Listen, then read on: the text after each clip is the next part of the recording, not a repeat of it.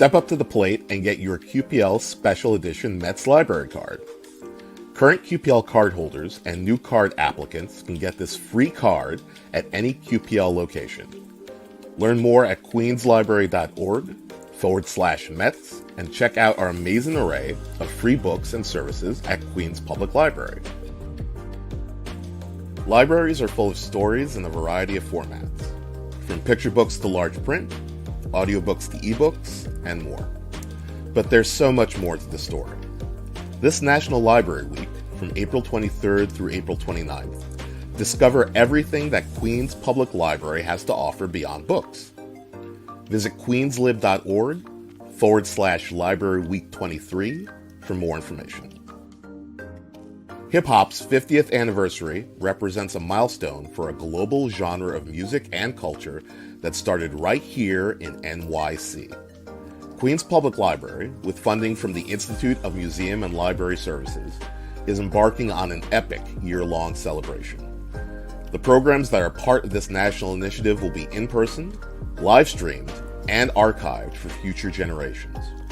Register today to stay up to date on scheduled events at hiphop50.queenslibrary.org.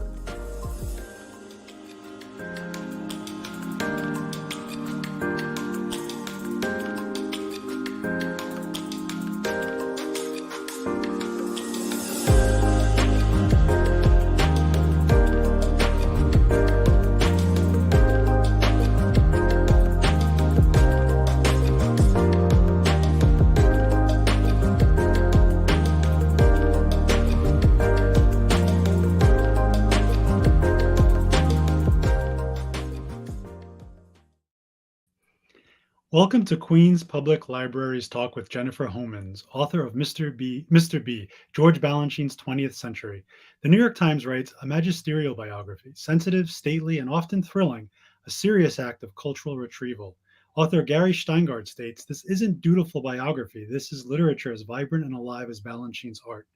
Oprah Daly asserts, "Gorgeously written, Balanchine may have been a genius on an Olympian scale, but in Mr. B, he's relentlessly, alluringly human." Dance legend Mikhail Baryshnikov says, "It was one of the highlights of my life to know George Balanchine personally and professionally. I truly loved this man, but he certainly wasn't perfect." Jennifer Homans' meticulously researched Mr. B gives us an artist who is as complicated and even flawed as he was groundbreaking and brilliant. It is a fascinating read about a true genius and his unrelenting thirst for beauty in art and in life. Hi, I'm Brian Alessandro. I have written for Interview Magazine, Newsday, Penk, Huffington Post, Lambda Literary, and have recently co-adapted Edmund White's A Boy's Own Story into a graphic novel for Top Shelf Productions. Additionally, I co-edited Fever Spores, the queer reclamation of William S. Burroughs, an anthology of essays and interviews about Burroughs for Rebel Satori Press. I'm also the co-founder and editor-in-chief of the literary journal The New Engagement.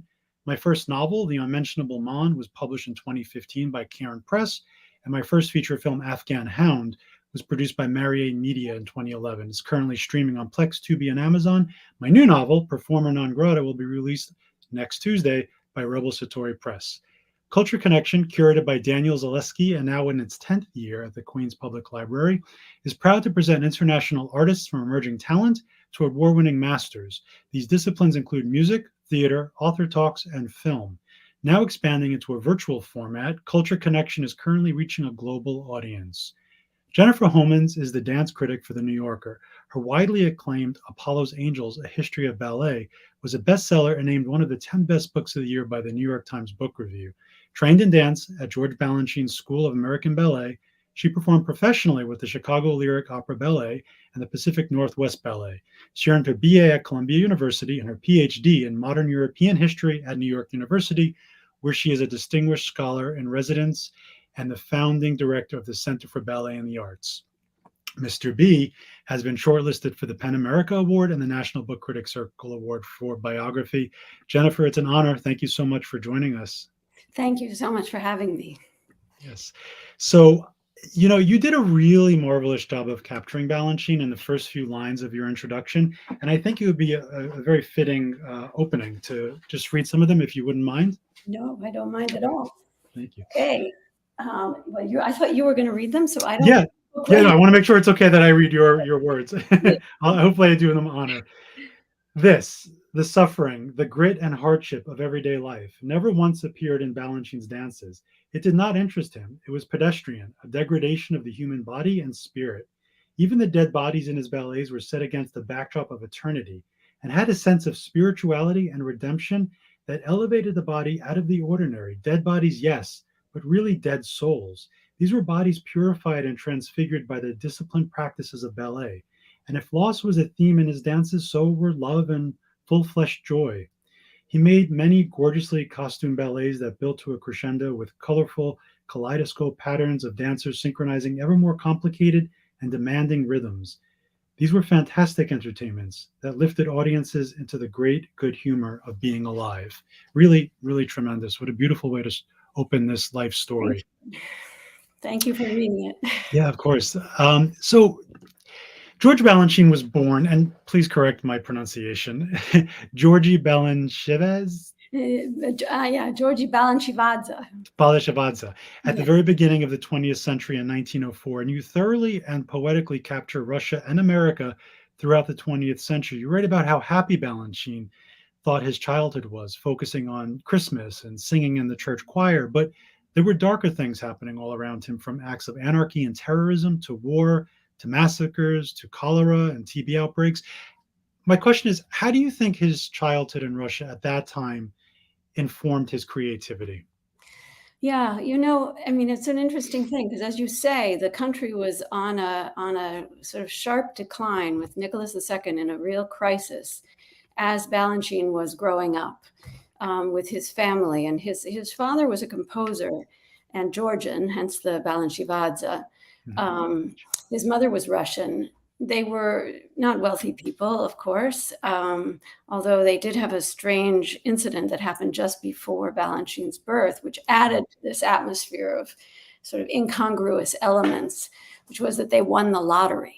Mm-hmm. So he was actually born into this household of immense wealth, which quickly dissipated as his father wasted it away. Yes. So, he had these moments. There were, one time when he was in the park as a child, and he was, of course, told this story later, there was a bomb went off and someone was killed, and it was a targeted sort of black terror. And he I think, as a child, you absorb these things. You absorb these things even if you don't know what they are. And then sort of aside from that is the, as you say, the happy part that he remembered, which was kind of filtered through then the hardship of the revolutionary years for him. So that the imperial days, the days of his early childhood, which he was living in Petersburg, but also in a small dacha in Finland, where he was in the countryside. And so, lots of happy times there around the piano with his mother and his father and his two siblings, but this sort of undercurrent of menace. And I wonder if that didn't sort of carry him through his life, where there was always some sort of conflict or tension or doom or grief or loss or tragedy or trauma, yet he just stayed so tunnel visioned and focused on the art and on creation. I wonder if that was the foundation, honestly, that joy within all that darkness. I think you're right. Yeah. And when he was 9 in 1913, something happened at the Imperial Theater School, and this sort of changed the course of his life. Can you speak to that? Do you mean when he got in? Yeah, yeah. And how is that? What kind of trajectory? This is a story that so many, especially male dancers, have. Where his parents felt that they wanted to make sure that he had a secure future, and so the way to do that was to associate themselves, and they were also very ambitious, so to associate themselves with the imperial court. And he was taken with his sister to investigate the options, and on a very planned trip. And he was destined for the military school, and so he failed and did not get in. And his sister, they had imagined she might be a dancer, so they went across the street to the dance academy, the theater school as it was then known, and they didn't accept her, but they took one look at him and said, a boy, Yeah. let's bring him in and see how he does. And he passed all of the exams, which were not only exams for how are you proportioned, is your body and how flexible are your limbs, but also how healthy are you. So there were doctors and walks across the stage to see how poised he was. But that very night, he was left at the school, and he remembered that with bitterness. This was not for him. He was about to lose that childhood we were just talking about, that Right. world. And so he said, they left me there. Later, when he recalled it, he said, they left me there like a dog. Yeah. And he felt, again, that sense of, it was for him a loss of his family, and he was lonely. The perception of a child is always such a fascinating thing to me, and how it marks us, I think, for our life, and it sets us on a certain course. Yeah. To the point about the body and dancers and their bodies and their relationships to their bodies, you write really beautifully and really insightfully about that. It was such a visceral, corporeal kind of reading for me of your work. Please discuss this idea that pain is inevitable and does not matter. The training of the body in dance. It's sort of everybody knows in a way, that it requires immense discipline. It requires a dedication and devotion, and that it's difficult on the joints, and people that suffer injuries. But what we sort of sometimes forget, or what was so impressed on me by reading more about his training and then about the way he trained his dancers, is the degree of almost violence there is in this training. It's a kind of, you are moving at a very young age, muscle and bone, and you are shaping the hips and the knees and the ankles and the whole sort of musculature, the spine of the body, in a way that is not natural, for sure. It's not natural. It's turned down 180 degrees. And so there is pain. There is I've never met a dancer who did not experience pain. Sure. But it's part of the training in a way that you disregard it unless it's unbearable, of course. You befriend it on some level, right? You just wear it like a suit. Yeah. You know that if you've worked hard, you're going to be in pain, and wow. Yeah. Great. It's like getting a great workout, making sure that you feel the benefits of it. Yeah. Dancers are athletes. They're athletes. Sure. Yeah, they are. Oh, absolutely. And I want to shift gears for a minute and go back to politics. How do we even begin to estimate the impact Lenin's Bolshevik Revolution had on the teenage Balanchine? Your descriptions are really vivid, and it reads like hell on earth. And 2/3 of the citizens of St. Petersburg, which was then Petrograd, were killed. Yeah, no, this was the violence on the body of a child in a dance class is nothing compared to what he experienced then. And there's a tape of him talking about this experience, and he says, and I think it was very evocative, I used it at the beginning of the chapter, he said they started shooting. So, in this world, suddenly, all of a sudden, he's going from this imperial court to a landscape of violence in the streets, of shooting in the streets, of people dropping dead, of racing from doorway to doorway to get anywhere, of immense hunger. He was starving. His family dispersed. His mother was still with him for a while, but it's a very sketchy arena, and he was living at the school mostly. And they were cold, they were hungry. He had pus and sores all over his body. He was eating rats. So it was really difficult. And yet at the same time, it was also all of them together trying to survive. This sort of rump group that stayed at the school, who were out foraging. And Jennifer, to this idea of wellness and illness, he was pretty sickly throughout much of his life, right? He was, and it starts here because he had TB, and he got it probably at this time. There's records of him, counts of him spitting blood, and he was frail, and the TB continued, so that by the time when he got to Europe, and then even when he got to the United States, he was still fighting this TB, which remarkably sort of subsided. So many people were, talk about epidemics. There were, cholera, TB. There were so many things to be afraid of then. And he really struggled, and he was sick a lot. He had at one time, a very strong constitution because he survived. Yeah. And resilient. And he lived an extremely energetic and full life.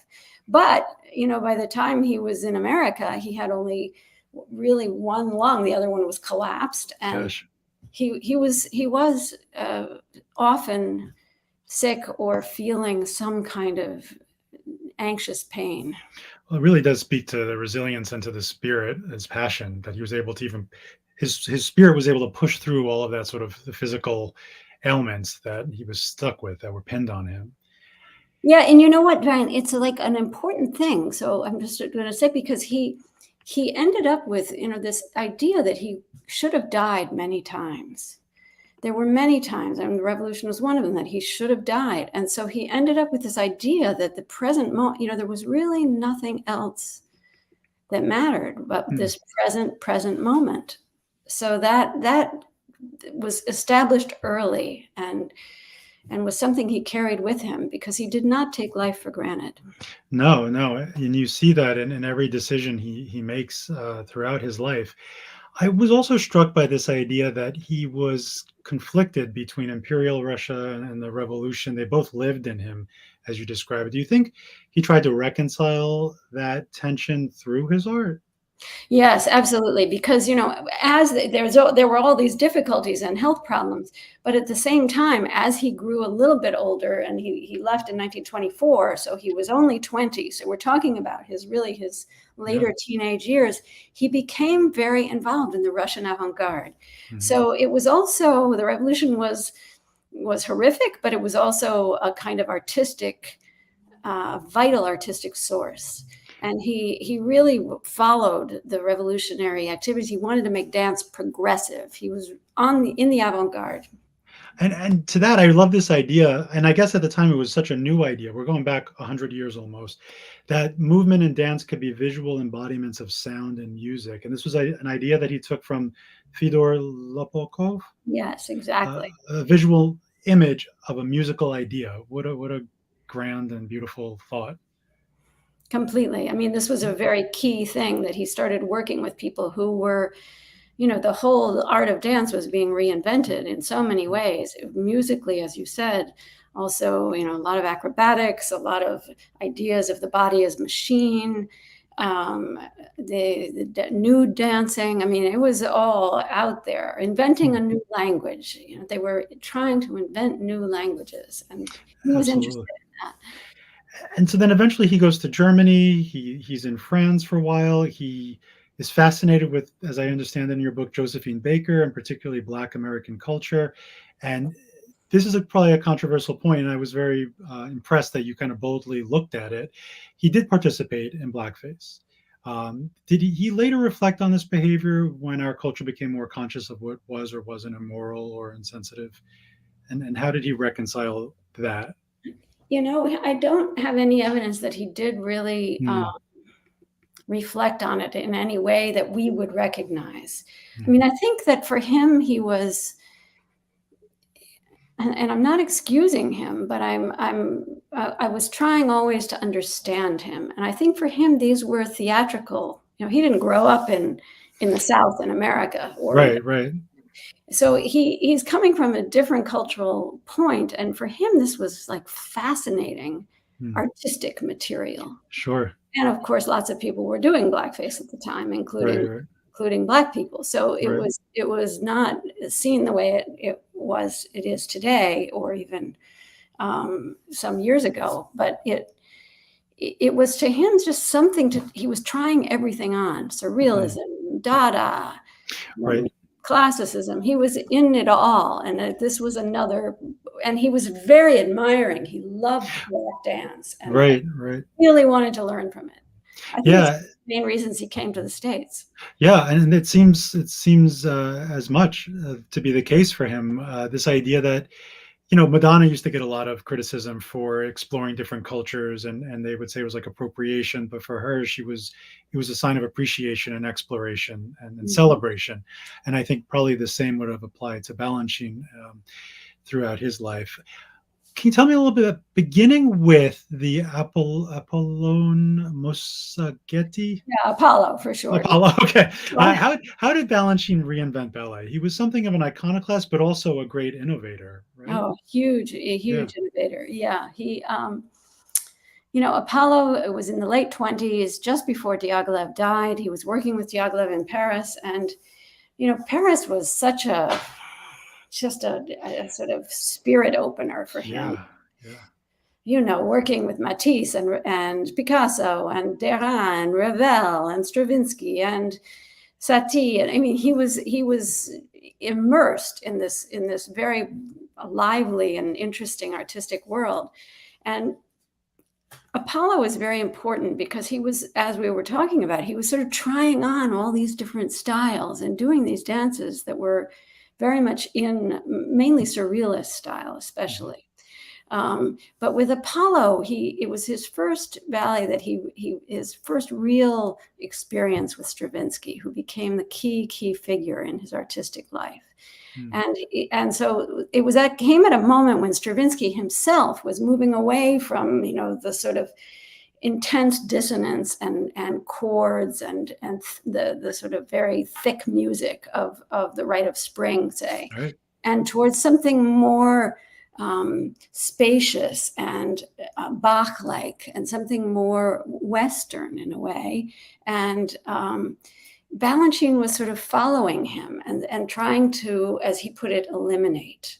So he was paring down, and it's a very simple dance, very, very beautiful. And it's got walking in it. It's got simple gestures of the arms, giving and taking of hands, but it's done with such sort of beauty and precision. It's lasted for it's still performed today. So it's passed the test of time. And we spoke a little bit about Edmund White earlier. He always says the three greatest geniuses of the 20th century were Stravinsky, Vladimir Nabokov, and Balanchine. Wow. We're all Russians who studied and worked in Europe, and then who eventually came to America. Yeah, I mean, he was part of that wave. Big wave of people coming. I mean, it's a million Russians leaving Russia, and he was among them. And Napoleon too. And he finally came to America in 1933, right? 1933. What brought him to America? Well, I think he was at a moment where, he'd had a hard time after Diaghilev died. Again, another bout of TB, and he was in a Magic Mountain resort, and he almost died. And he tried to start his own company, and it finally went under, and he was just open to any new possibility. So when he was approached by the young Lincoln Kirstein, who was a sort of Boston, from a Boston emigre Jewish family who had made good by helping to start Filene's department store, and had decided himself that he wanted to be a kind of American Diaghilev, and he was looking to bring dance as he saw it in Europe to the United States. And he invited Balanchine to come. And I mean, this is always an astonishing thing to me. I mean, Balanchine had a name by then, a big name. Yeah, sure. In Paris. And he just said, yes, I would like to, I've always wanted to go to America. And there was a romance of America. It was also 1933, and Hitler, the rise of Hitler, the European continent again in a state of about to move into a state of self-destruction. Turmoil. And you mentioned Lincoln Kirstein. I was going to actually ask you about him. They had a very long working relationship. And I love the way you describe Lincoln as this sort of gigantic, imposing figure, and Balanchine is smaller and more kind of svelte, and they're real contrasts next to each other. Totally. I mean, you've got this man, he's 6'2", and he's, got this huge body and bones. He's sort of bent over and intense, and Balanchine's very light and airy and quite small. And the two of them standing together in the wing, they were just like, sometimes they didn't talk. They just stood there together. And Jennifer, how long was their working? It was decades, right? They worked together until Balanchine's death. So 40 something years. Yeah, 50 years. What did the USSR at the time think about Balanchine as he started to become famous in the United States? They viewed him as a defector and a traitor. Yeah, I mean, it was when he left with a group of dancers in 1924, and we don't quite know whether he ever intended to come back, but certainly they kept on renewing their contract with each other. These dancers, young dancers, feeling that they were vulnerable, and Balanchine never did go back to live there, and so he was stateless in Europe, and he was stateless when he went to the States too. It was Lincoln Kirstein who got him his papers through using his connections and his determination and will. Lincoln was quite a force. Yeah, I mean, I was sort of shocked that I hadn't really known who he was until I read your book, and he plays such a huge role in Balanchine's life in the United States. Can you tell us a little bit about Balanchine's view on time and eternity and how those things are explored through dance, and especially his mathematical approach to choreography? I was fascinated by all of this. Yeah. There were a series of choreographic notes that I found that had these really interesting reflections in them that described very much his approach to choreography, which we haven't known. He didn't talk about it very much. He just didn't talk about it. It was just something he did. It was quite simple about it, quite modest. And he, these notes were written during the war. So he and Lincoln were separated because Lincoln was off in Germany, and Balanchine was still in the United States. And he's thinking a lot about, I think, this whole question of death and fate, and I mean, he's Russian, so he's probably often thinking of that. but also a sense of the divine, right? But a sense of, he was a deeply religious man, exactly. So he was troubled by the idea that the church might see his profession as one that was, women in too few clothes, and somehow, the church looked down on performing artists, as churches often have. And he was looking for a way to understand. And so, he even goes towards Spinoza. He starts reading mysticism. He's interested in the way that the body can describe time, and music can describe time, so that the body can visualize the musical description of time. So as the beats, it's really about the pulse. Right. And as the beats go by, that's the dance. And the way that people see it has to do with, seeing something, and then it's like almost like a film cut. So that there's a rhythm or percussion, percussive motion. Jennifer, your book is full of beautiful photos. If we can get the slideshow up, I'd love to sort of go through them, and maybe you can narrate some of them. Sure. Thank you. That's little Georgi Balanchivadze when he was in Finland, probably in his early childhood. And you can see even he has a quiet body. Mm-hmm. His body was very almost silent. He was a watcher, I came to think. He wasn't a loud person. He wasn't the life of the party. He would stand in the corner and watch, and he didn't like parties. He was very much a loner. So you see that there, I think. Yeah, very poised. Very poised.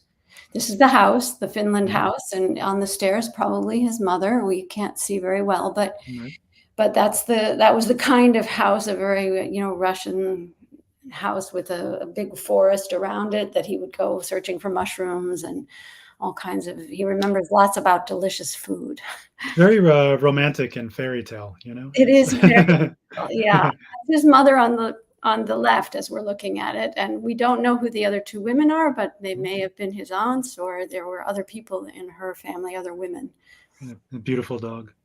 And a beautiful dog.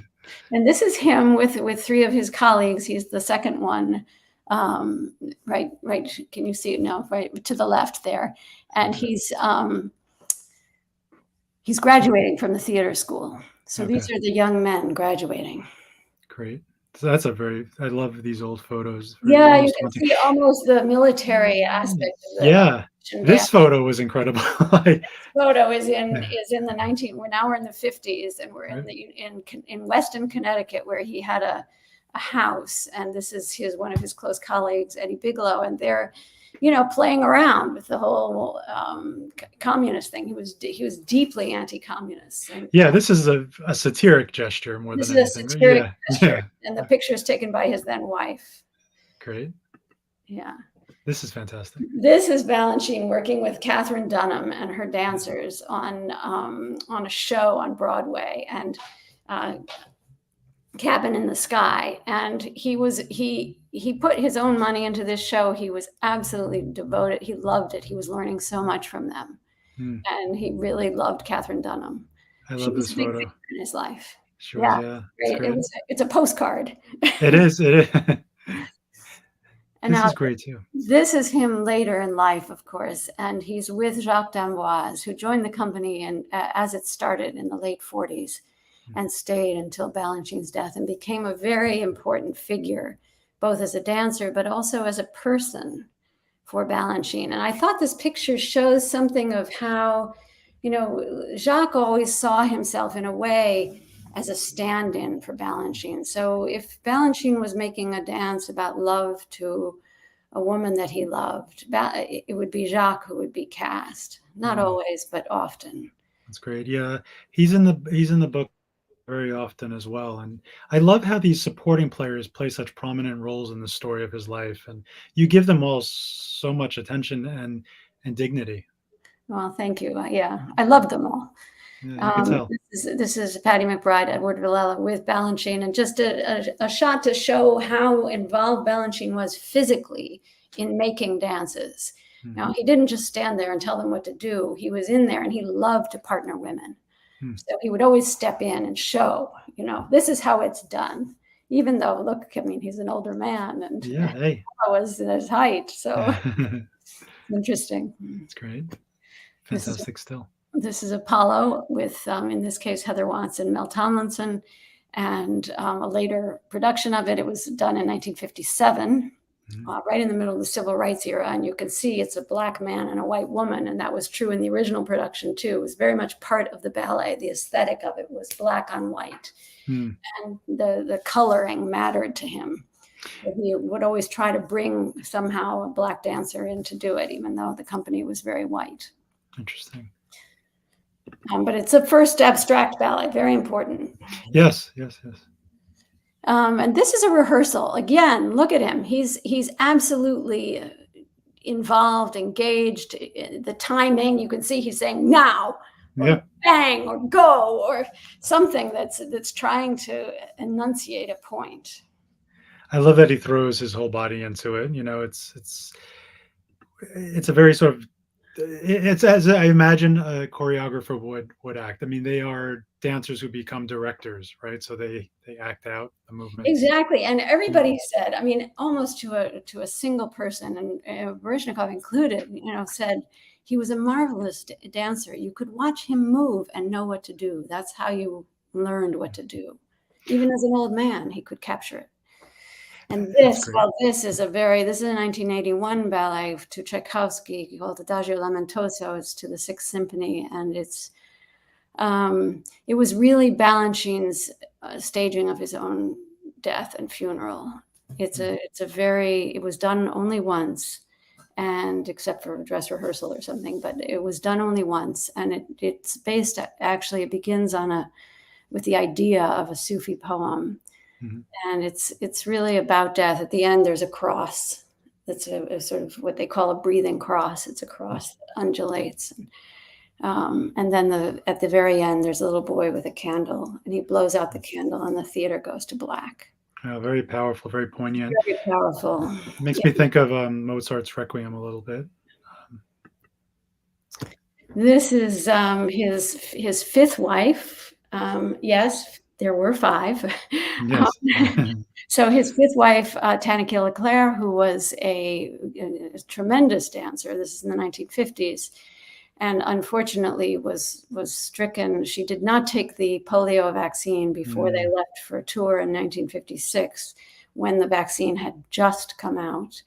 And unfortunately, she got polio in Europe, and never recovered her legs. So she was crippled for the rest of her life. They remained married for another 10 years, and Balanchine, here he is cooking for her. They shared cooking. There's a deep passion between them. It's lovely. Okay, and that's it for the slideshow. Thank you, Eve. And thank you, Jennifer, for narrating. No, not at all. Thank you for those pictures. Yeah, absolutely. You dedicate a whole chapter to sort of mini bios, as I describe them, of the dancers and technicians, behind the scenes folks of Balanchine's dance company, including Jerome Robbins, which became the New York City Ballet, founded in 1948. These were mostly bohemians, as you described them. What did the company mean to him, and how did he run it?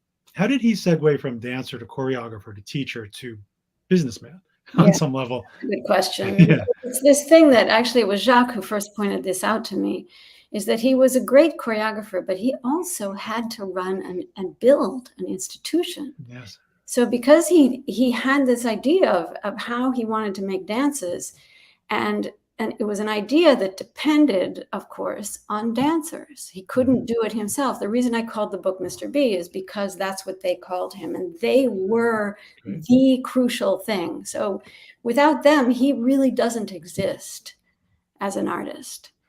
So, you know, the whole idea of the dancers was absolutely essential, and I think the building of the company was the building of the dancers, and it was a very deliberate thing on his part, and he gave people a lot of latitude.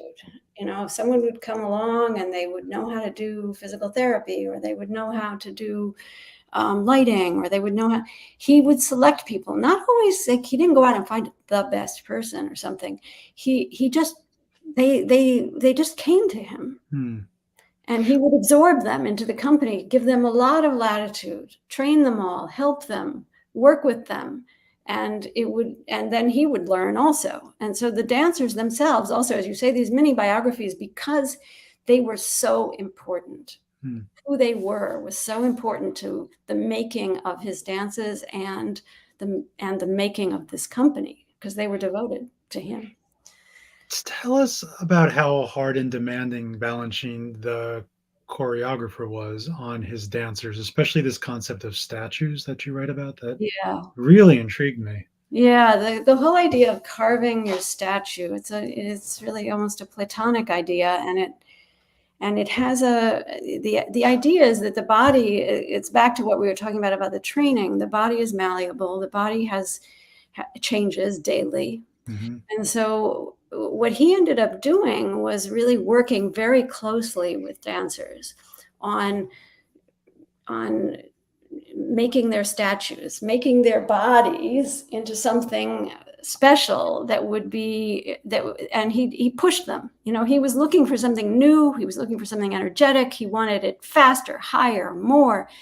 And they would respond, and then more would happen, and he would push further, and they would push further.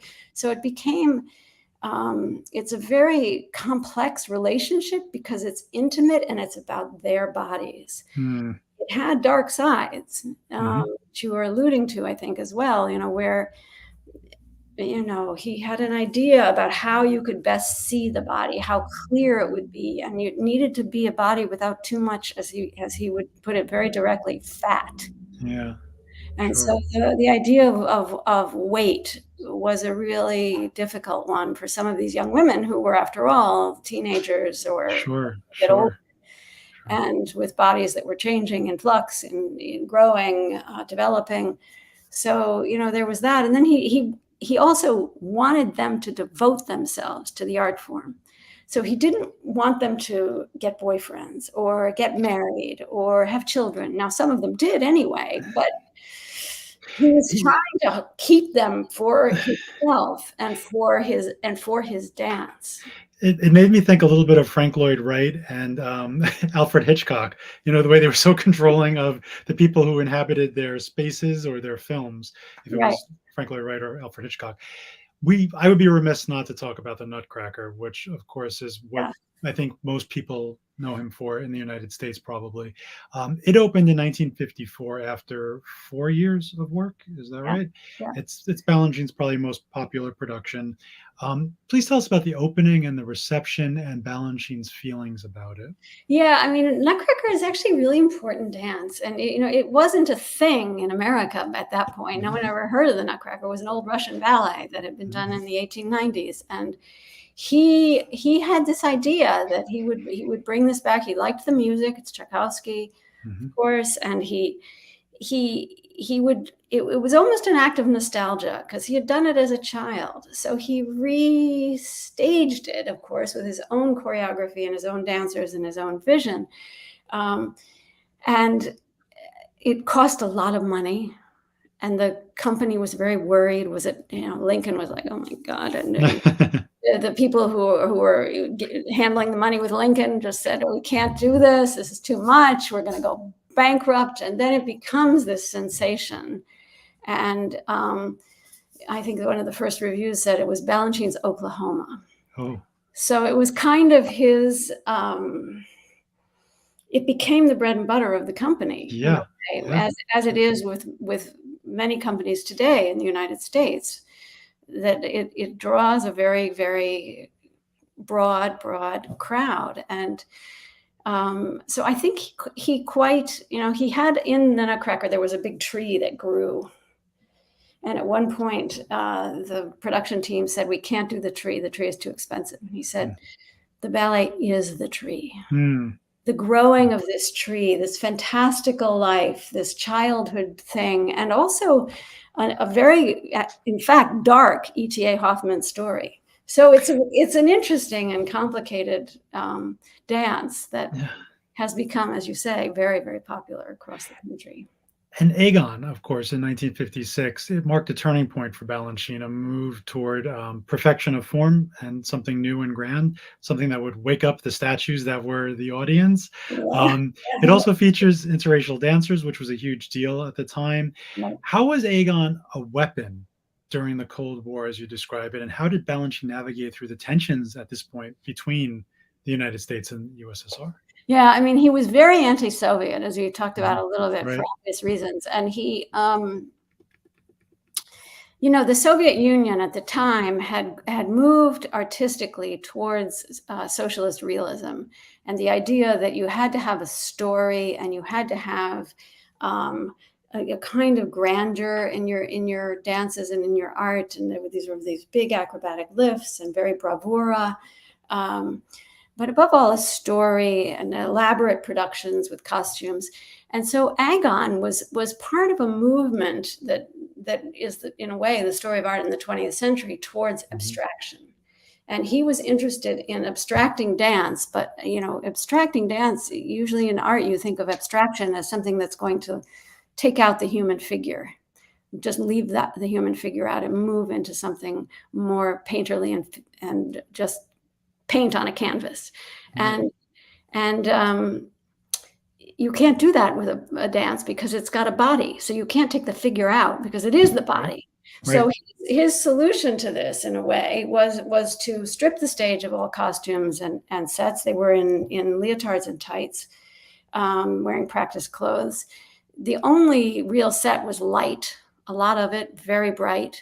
Again, a Stravinsky score, an atonal score, pure dance and pure movement. And as you said, in this case, also a racial theme that for him was as much aesthetic, I think, as it was racial, but he was very aware of what he was doing in the middle of the civil rights movement. And, he would say to Arthur Mitchell that he knew what he was doing. It's admirable to sort of take that risk at that time and do the thing that is right, and maybe a little bit dangerous too. And flashing forward a little bit, in 1962, he's on tour in Russia, and Lincoln said that he felt like he was being crucified, that Balanchine felt as though he was being crucified during that tour. And then that's also when he learned the fate of his family. That was a very profound trip for him. Very profound. So this is 1962, and it's the State Department has has suggested that he take the entire New York City Ballet, which is by then a very established company, and be an American representative in the USSR. And so they tour the USSR, and it turns out it's right in the middle of the Cuban Missile Crisis. So you've got a very dramatic situation here. And for Balanchine, it was, as you said, it was a really difficult tour because it was the first time he'd been back to his native land. And he saw it in sort of, peak communist form, so that places that were beautiful churches were anti-God museums, places that were that he remembered as a child had been completely changed. He found the people dowdy. He thought he was afraid. He was really genuinely afraid. He was afraid they would not let him go back. And in the middle of the tour, he starts to lose weight. He's not well. He's really anxious. He's feeling that he's being followed by people, and probably he was. But he just can't stand it. So he leaves for a while. He leaves and goes back to New York. And then he joins the company again for the Georgian leg of their trip. But the whole experience was devastating to him. And as he left, he said, "That's not Russia. That's a country that speaks Russian, but it isn't." Wow. Now we're in the 60s, and Balanchine starts to obsess over Don Quixote and the Alabaster Princess dancer Suzanne Farrell. It's marked a kind of a spiral for him. Can I say that? Yeah, spiral. Yeah. Period? Yeah, for sure. Yeah, no, she was one of his great loves. And the Don Quixote, he did a full-length Don Quixote in 1965, and he had been working on this dance, thinking about it since the 30s with Nicky Nabokov, who did the music. Right. Vladimir Nabokov's cousin, right? Exactly. Yes, yeah. Exactly. So he cast Suzanne Farrell, a young dancer, and barely past her teenage years at that point, as Dulcinea. And he was at that point deeply in love with her. And on the first opening night performance, he played the role of Quixote. And people who were there and knew what was going on all said, and certainly Farrell herself has said and written in her own book, about how they were in that moment. The distance between life and art completely collapsed. And they were living this love affair on the stage that night that they were having, which was a love affair about dance and dancing. Something that they could share. Yeah, exactly. How did Balanchine handle mortality and aging, and how did it affect his art? You're right, he didn't really, we should say that he died in 1983, and the diagnosis, shockingly, was mad cow disease, which I didn't know about until I read your biography. And the death was prolonged, right? I mean, from November 1982 until he passed in April 83. And we're coming up on an anniversary, aren't we? We are indeed, yeah. What was his thoughts about all of that, mortality, posterity, and growing old, especially as a dancer? Yeah, I mean, I think growing old was hard for him because he was so physically involved, and he was feeling lousy a lot of the time. So that was difficult. He hated it that he couldn't always demonstrate. He said, if I can't demonstrate, if I can't show, if I can't be dancing with the dancers in the studio, even if he's not performing, he said, I'm done. I'm just done. And he took his later years and his illness hard. I mean, it started in a way with Farrell, who rejected him because he was old, much older, 40 some years older than her. And so, this idea that he would be, he took potions to stay young and vital, and he was a bit obsessed with it. So it was hard for him. At the same time, he started to make dances that were really about death and mourning. We saw the picture from one of them, right? And there were several. And so, those were hard years, and they take up quite a lot of the book, because I think this theme of you don't know when you're going to die. You know, he would say to the dancers, what are you saving it for? You might be dead tomorrow. Don't hold your energy back. Don't give me everything, right? Leave it all on the stage. Leave it all on the stage. Right. And even in a rehearsal, I want it all. Because when we walk out of here, we might all be dead. You might be dead. So he had a sort of, but he was also very religious. But this idea, Jennifer, that just gave me a chill, that your rehearsal could be your final performance. Yeah, it's and that is, in a way, you know, I think the whole question of time that you were talking about earlier, it becomes a very sort of deep philosophical question. And I think for him it was. And there's a lot of evidence to show that he wasn't just making dances. I mean, he was really aware of what he was doing and the question of time and time's passage, and how a dance, in a way, is, you know, it begins, it has a middle, and it ends. And when it ends, it's over and it's gone, and it doesn't have another life. You might do it again the next night, but it's different. Sure. And so that's where the posterity part comes in, where he really felt that his dances were this music, these people here now. So it was now.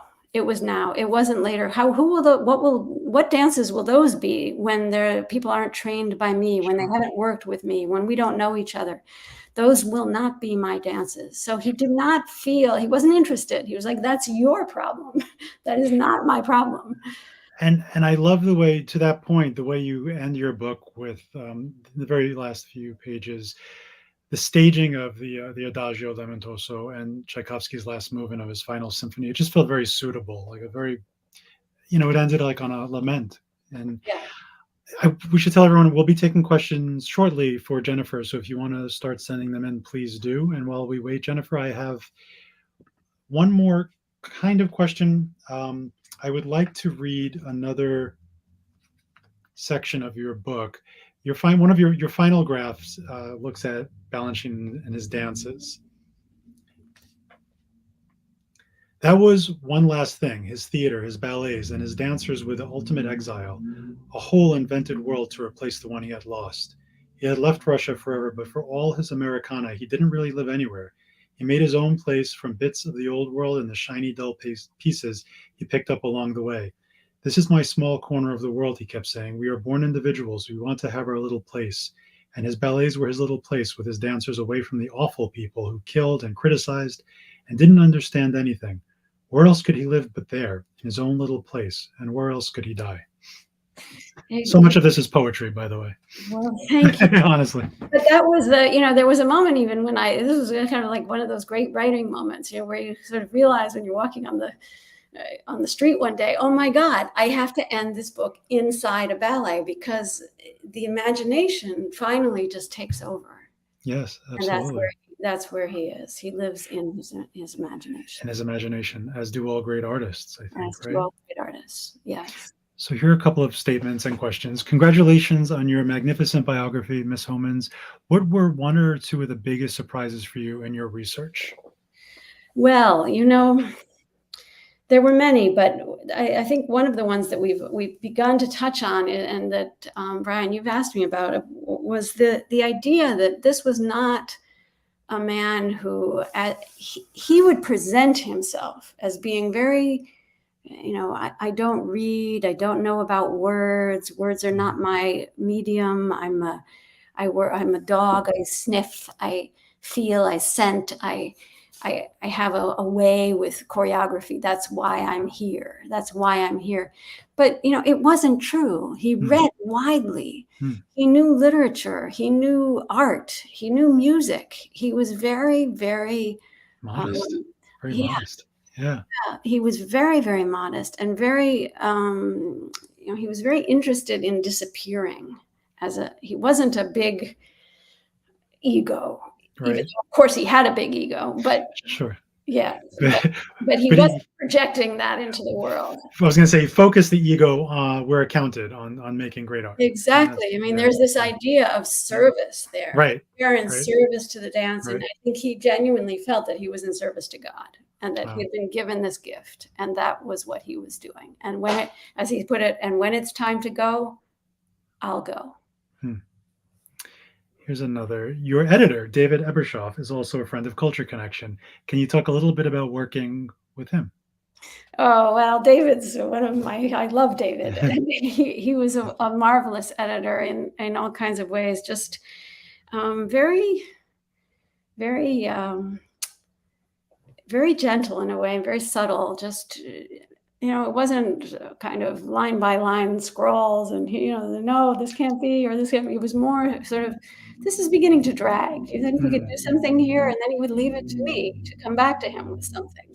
Very practical. Very practical, very, very gentle, very kind, very loved the book, which helped me a lot because I trusted him. Yeah, well, that's important. And then, of course, he's a great writer in his own right. He wrote And he's a great Danish writer Girl, in his own right. which is very popular. So he was wonderful to work with.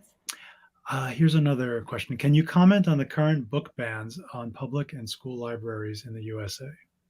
Well, I mean, what can I say that hasn't been said? It's horrific, and it's kind of surreal that it's happening.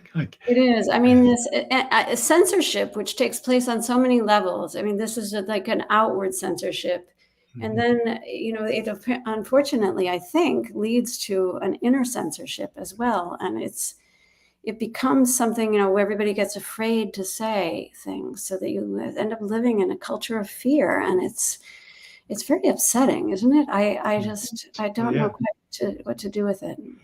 It's kind of it's frustrating and infuriating and kind of like, as I said earlier, just sort of surreal.